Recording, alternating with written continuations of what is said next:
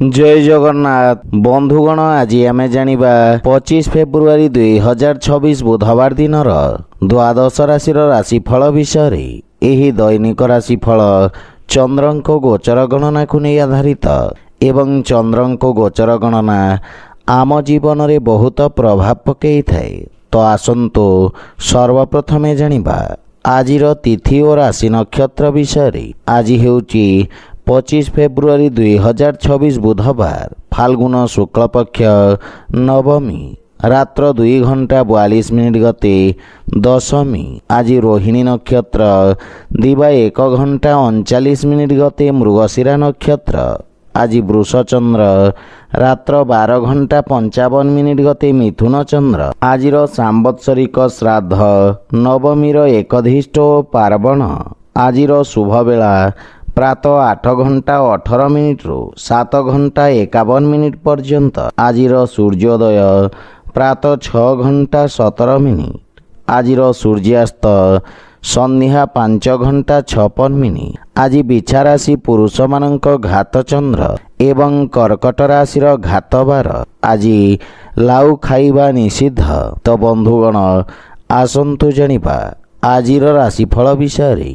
ता पूर्वरु आम चैनल को जो मैंने नुआ करी आछंती तले थिबा लाल रंगर सब्सक्राइब बटन को दबाई आम चैनल को सब्सक्राइब करंतु ओ पाखरे थिबा घंटी बटन को दबाई ऑल रे सिलेक्ट करंतु कहीं आमे अपलोड करिथिबा प्रत्येक वीडियो नोटिफिकेशन आपण सर्वप्रथमे पाई परिबे। तो प्रथमे जानिबा मेष राशि विषय। चंद्रदेवंक आपणक द्वितीय भाव रे गोचर आपणक कलात्मक तथा रचनात्मक पक्ष को प्रकाशित करिब। आपणक प्रतिभा को समाज रे परिचय और प्रसिद्धि मिलिब। सामाजिक कार्य क्षेत्र रे आपणक योगदानर प्रशंसा हेब।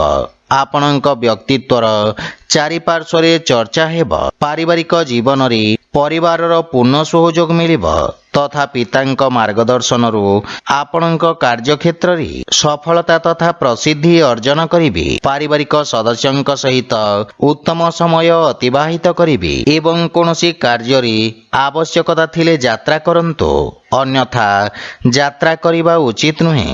आर्थिक स्थिति क्षेत्र रे समय उत्तम अनुकूल रहिब एवं मध्यम अवधिर निवेश लाभदायक साब्यस्त हेब।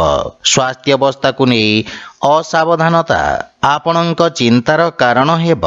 पूर्वरु देखा दउथवा दूरत्वर अंत घटिब एवं आर्थिक स्थिति क्षेत्र रे सुधार आसिब।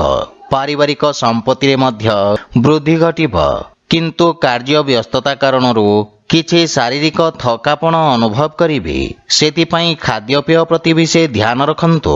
आज आपण ओम श्री महालक्ष्मी नमः मंत्र जप करंतु शुभ फल पाइबे। वृष राशि आपणक राशि स्थान चंद्रदेवंक गोचर कारणरू पूर्वरु देखा दउथवा समस्यार समाधान हेब एवं आपणक आत्मविश्वास बढ़िबा कारणरू आपणक व्यक्तित्व रे चमक आसिब। आपणक स्वभाव रे क्रोध रे हानि घटिब एवं चिंतारू मुक्ति मिलिब।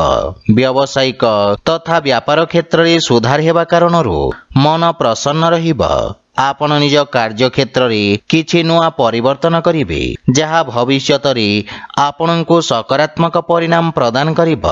पारिवारिक जीवन रे जीवन साथी आपणक व्यक्तित्व रे आसीथिबा परिवर्तन रु प्रभावित हेबे। संतान पक्षरु कोनोसी प्रकार शुभ समाचार आपणक चिंता को कम करिब। पितांक सहयोगरु आपणक अटकीथिबा कार्य रे प्रगति आसीब।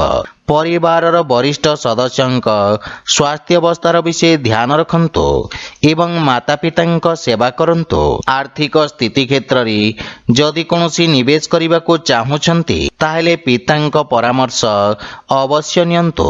परिवारर अनावश्यक खर्च रे नियंत्रण लागि रहिब किंतु दिनचर्या प्रभावित हेबा कारणरू कार्य रे बाधा विघ्न देखा देई पारे। सेथिपई स्वास्थ्य प्रति सचेत रहंतु। आज आपण गोपाल सहस्र नामर पाठ करंतु शुभ फल पाइबे। मिथुन राशि आपणक द्वादश भाव रे चंद्रदेवंक गोचर व्यवसाय रे किछि हानिर जोग उत्पन्न करि पारे। कार्य क्षेत्र रे किछि अप्रिय स्थिति उत्पन्न होई पारे। एही समय आपणको निज लंबित कार्य को ପୂରଣ କରିବାର ଅବସର ପ୍ରଦାନ କରିବ। ସେଥିପାଇଁ କୌଣସି ନୂଆ କାର୍ଯ୍ୟ ହାତକୁ ନିଅନ୍ତୁ ନାହିଁ। ଅସୁରକ୍ଷିତ କାର୍ଯ୍ୟରେ କ୍ଷତିର ସମ୍ଭାବନା ରହିଛି। ବିଶେଷ ରୂପରେ କୌଣସି ପ୍ରକାର ନିବେଶରୁ ଆଜି ଆପଣ ଦୂରେଇ ରୁହନ୍ତୁ। ରୋଜଗାର କ୍ଷେତ୍ରରେ କୌଣସି ପରିବର୍ତ୍ତନ ପାଇଁ ମଧ୍ୟ ସମୟ ଶୁଭ ନୁହେଁ ଏବଂ ପାରିବାରିକ ଜୀବନରେ ସ୍ଥିତି ସାମାନ୍ୟ ସଂଘର୍ଷପୂର୍ଣ୍ଣ ରହିବ। ବିଶେଷ ରୂପରେ କୌଣସି ପ୍ରକାର ଅନାବଶ୍ୟକ ଋଣ ଦେବା ନେବାରୁ ଆପଣ ଦୂରେଇ ରୁହନ୍ତୁ, ଅନ୍ୟଥା କ୍ଷତିର ସମ୍ଭାବନା ରହିଛି। ଆର୍ଥିକ ରୂପରେ ମଧ୍ୟ ସମୟ ସଂଘର୍ଷପୂର୍ଣ୍ଣ ରହିବ ଏବଂ କୌଣସି ପ୍ରକାର ନିବେଶ ତଥା ସମ୍ପତ୍ତିର କ୍ରୟ ବିକ୍ରୟ ଉଚିତ ସମୟ ପର୍ଯ୍ୟନ୍ତ ଟାଳି ଦିଅନ୍ତୁ। କିନ୍ତୁ ସ୍ୱାସ୍ଥ୍ୟାବସ୍ଥା ଉତ୍ତମ ଅନୁକୂଳ ରହିବ। ଆଜି ଆପଣ ତୁଳସୀ ବୃକ୍ଷରେ ଜଳ ଅର୍ପଣ କରନ୍ତୁ, ଶୁଭ ଫଳ ପାଇବେ। କର୍କଟ ରାଶି, ଆପଣଙ୍କ ଲାଭ ଭାବରେ ଚନ୍ଦ୍ରଦେବଙ୍କ ଗୋଚର ଆପଣଙ୍କ ଲାଭର ସ୍ଥିତିକୁ ଆହୁରି ବୃଦ୍ଧି କରିବାର ଅବସର ପ୍ରଦାନ କରିବ। ଅଟକିଥିବା କାର୍ଯ୍ୟରେ ପ୍ରଗତି ଆସିବ ଏବଂ ଆକସ୍ମିକ ଧନ ଲାଭର ଯୋଗ ରହିଛି। ବାଣିଜ୍ୟ ବ୍ୟବସାୟ କ୍ଷେତ୍ରରେ ଆପଣଙ୍କ ଦ୍ୱାରା ପୂର୍ବରୁ କରାଯାଇଥିବା କାର୍ଯ୍ୟ ଆପଣଙ୍କୁ ଉତ୍ତମ ପରିଣାମ ପ୍ରଦାନ କରିବ। ବ୍ୟବସାୟରେ ବୃଦ୍ଧି ହେବ ତଥା ପଦୋନ୍ନତି ଓ ବେତନ ବୃଦ୍ଧିର ସମ୍ଭାବନା ରହିଛି। ପାରିବାରିକ ଜୀବନରେ ଜୀବନସାଥୀଙ୍କ ସହିତ କୌଣସି କଥାକୁ ନେଇ ମନମତାନ୍ତର ଦେଖାଦେଇପାରେ। ମାତାଙ୍କ ପକ୍ଷରୁ ପୂର୍ଣ୍ଣ ସହଯୋଗ ଆପଣଙ୍କୁ ପ୍ରାପ୍ତି ହେବ ଏବଂ ପାରିବାରିକ ବାତାବରଣ ସୁଖଦ ରହିବ। ଛୋଟ ବାଳକମାନଙ୍କ ସହିତ ଆପଣ ଉତ୍ତମ ସମୟ ବ୍ୟତୀତ କରିବେ ତଥା ଆପଣଙ୍କ କାର୍ଯ୍ୟବ୍ୟସ୍ତତାରେ ବୃଦ୍ଧି ଘଟିବ।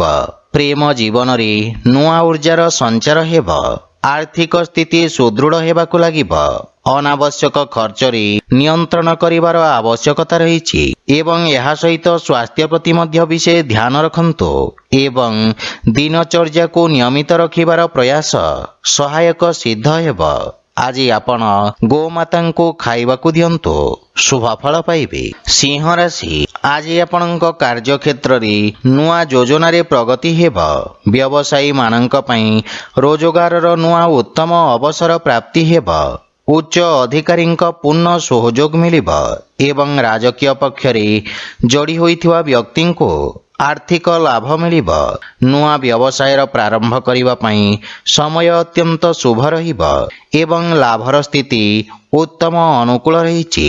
ଆପଣଙ୍କ ନୂଆ ବିଚାର ତଥା କ୍ରାନ୍ତିକାରୀ ଭାବନା କାର୍ଯ୍ୟକ୍ଷେତ୍ରରେ ଉତ୍ତମ ପରିଣାମ ପ୍ରଦାନ କରିବ। ପାରିବାରିକ ଜୀବନରେ ପିତାଙ୍କ ସମ୍ପର୍କରେ ସୁଧାର ଆସିବ ଏବଂ ପରିବାରରେ ହସ ଖୁସିର ବାତାବରଣ ଲାଗି ରହିବ। ସନ୍ତାନ ଆପଣଙ୍କ ମାର୍ଗଦର୍ଶନର ଅନୁସରଣ କରିବେ ଏବଂ ଆପଣ ଜୀବନସାଥୀଙ୍କ ଭାବନାକୁ ସମ୍ମାନ କରିବେ। ସେଥିପାଇଁ ପ୍ରେମରେ ମଧୁରତାର ଭାବ ରହିବ। ଆର୍ଥିକ ସ୍ଥିତିରେ ଆୟର ନୂଆ ସ୍ରୋତର ନିର୍ମାଣ ହେବ।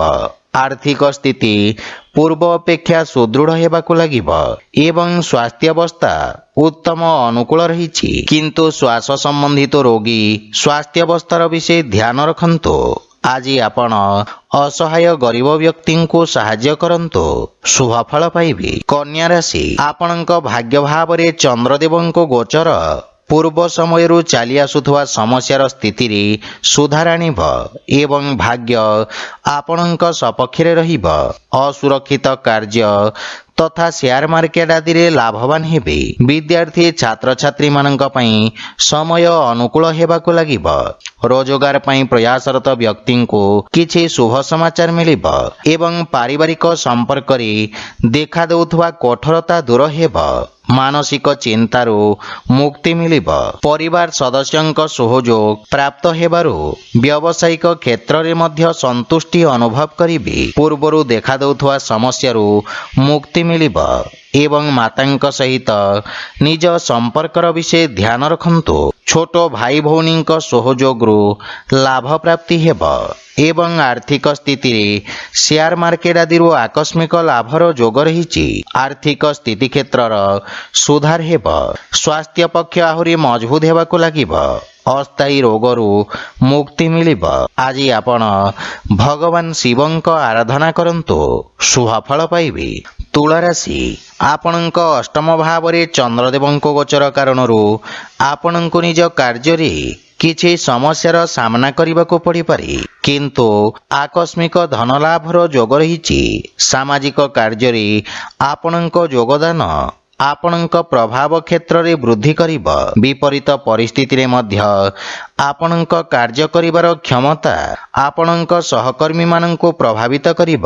ପାରିବାରିକ ଜୀବନରେ ପରିବାରର କୌଣସି ସଦସ୍ୟଙ୍କ ସହିତ ମତଭେଦ ଦେଖାଦେଇପାରେ, କିନ୍ତୁ ଆପଣ ନିଜ ବାଣୀର କୌଶଳରେ ସମସ୍ତଙ୍କୁ ପ୍ରଭାବିତ କରିବେ। ଜୀବନସାଥୀଙ୍କ ସହିତ ସମ୍ପର୍କରେ ପ୍ରଗାଢ଼ତା ଆସିବ, କିନ୍ତୁ ପିତାଙ୍କ ସ୍ୱାସ୍ଥ୍ୟାବସ୍ଥାର ବିଷୟ ଧ୍ୟାନ ରଖନ୍ତୁ। ପ୍ରେମ ସମ୍ବନ୍ଧରେ ମାନସିକ ଶାନ୍ତି ବା ପ୍ରସନ୍ନତା ଅନୁଭବ କରିବେ ଏବଂ ଆର୍ଥିକ ସ୍ଥିତିରେ ଆର୍ଥିକ ଲାଭ ମିଳିବ। ଶୁଭ କାର୍ଯ୍ୟରେ କରାଯାଇଥିବା ନିବେଶ ଆପଣଙ୍କ ଲାଭର ସ୍ଥିତିକୁ ଦ୍ୱିଗୁଣିତ କରିବ। ମାନସିକ ଚିନ୍ତା ସ୍ୱାସ୍ଥ୍ୟାବସ୍ଥାକୁ ଖରାପ କରିପାରେ। ବିଶେଷ ରୂପରେ ଅନିୟମିତ ରକ୍ତଚାପ ରୋଗୀଙ୍କୁ ସ୍ୱାସ୍ଥ୍ୟାବସ୍ଥାର ଧ୍ୟାନ ରଖିବା ଉଚିତ। ଆଜି ଆପଣ ଗୋମାତାଙ୍କୁ ଖାଇବାକୁ ଦିଅନ୍ତୁ, ଶୁଭଫଳ ପାଇବେ। ବିଛା ରାଶି, ଆପଣଙ୍କ ସପ୍ତମ ଭାବରେ ଚନ୍ଦ୍ରଦେବଙ୍କ ଗୋଚର ଆପଣଙ୍କୁ ନିଜ ସମସ୍ତ ସମସ୍ୟାକୁ ସାମ୍ନା କରିବାର ଶକ୍ତି ପ୍ରଦାନ କରିବ। ଆପଣଙ୍କୁ ଉଚ୍ଚ ଅଧିକାରୀଙ୍କ ସହଯୋଗ ପ୍ରାପ୍ତି ହେବ ଏବଂ ସମସ୍ତ ନିର୍ଣ୍ଣୟ ଆପଣଙ୍କୁ ଆଶାତୀତ ସଫଳତା ପ୍ରଦାନ କରିବ। ଯଦି ଭାଗୀଦାରୀ ଭାବରେ କୌଣସି କାର୍ଯ୍ୟକୁ ପ୍ରାରମ୍ଭ କରିବାର ଯୋଜନା କରୁଛନ୍ତି, ତାହେଲେ ସମୟ ଅତ୍ୟନ୍ତ ଶୁଭ ରହିଛି। ବିଦ୍ୟାର୍ଥୀ ଛାତ୍ରଛାତ୍ରୀମାନଙ୍କୁ କିଛି ନୂଆ ଶିଖିବାର ଅବସର ମିଳିବ ଏବଂ ପାରିବାରିକ ଜୀବନରେ ଯେକୌଣସି ନୂଆ କାର୍ଯ୍ୟ ମାତାପିତାଙ୍କ ଆଶୀର୍ବାଦ ନେଇକି କରନ୍ତୁ, ସଫଳତା ପାଇପାରିବେ। ସନ୍ତାନଙ୍କ ସ୍ୱାସ୍ଥ୍ୟ ତଥା ଭବିଷ୍ୟତ ସମ୍ବନ୍ଧିତ ଚିନ୍ତା ଆପଣଙ୍କୁ ବ୍ୟଥିତ କରିବ। ଜୀବନସାଥୀଙ୍କ ସହିତ ସମ୍ପର୍କରେ ମଧୁରତା ଆସିବ ଏବଂ ପରସ୍ପରର ଭୁଲ ବୁଝାମଣା ଦୂର ହେବାକୁ ଲାଗିବ। ପ୍ରେମ ଜୀବନରେ ଏକ ନୂଆ ଜୀବନର ପ୍ରାରମ୍ଭ ହେବ। ଆର୍ଥିକ ସ୍ଥିତି ସୁଦୃଢ଼ ହେବା ସହିତ ଆଂଶିକ ଲାଭ ମଧ୍ୟ ମିଳିବ। ରାଜକୀୟ କାର୍ଯ୍ୟରେ ସଫଳତା ପ୍ରାପ୍ତ କରିବେ ଏବଂ ପେଟ ସମ୍ବନ୍ଧିତ ରୋଗରୁ ମୁକ୍ତି ମିଳିବ, କିନ୍ତୁ ସ୍ୱାସ୍ଥ୍ୟାବସ୍ଥାର ବିଷୟ ଧ୍ୟାନ ରଖନ୍ତୁ। ଆଜି ଆପଣ ଭଗବାନ ବିଷ୍ଣୁଙ୍କୁ ତୁଳସୀ ଦଳ ଅର୍ପଣ କରନ୍ତୁ, ଶୁଭଫଳ ପାଇବେ। ଧନୁରାଶି, ଚନ୍ଦ୍ରଦେବଙ୍କ ଆପଣଙ୍କ ଷଷ୍ଠ ଭାବରେ ଗୋଚର ଆପଣଙ୍କ ଖର୍ଚ୍ଚରେ ବୃଦ୍ଧି ଘଟାଇବ। ଆପଣ ନିଜ ବୁଦ୍ଧିବଳ ଓ କୌଶଳରେ ନିଜ ସମସ୍ତ ଲକ୍ଷ୍ୟକୁ ପ୍ରାପ୍ତ କରିବେ। ଆପଣଙ୍କ କିଛି ଗୁପ୍ତ ଶତ୍ରୁ ଆପଣଙ୍କ ଛବିକୁ ଖରାପ କରିବାର ପ୍ରୟାସ କରିବେ।